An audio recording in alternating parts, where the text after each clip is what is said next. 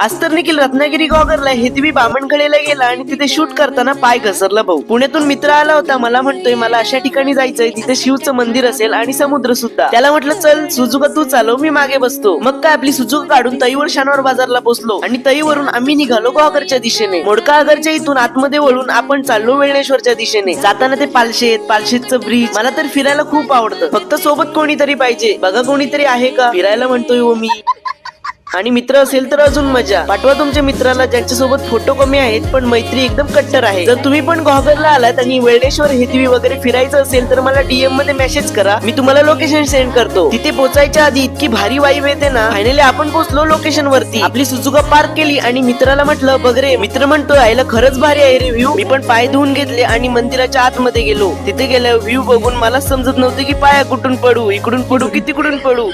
तिथे पाया पडून आम्ही निघालो आजूबाजूचा परिसर बघायला. मित्राला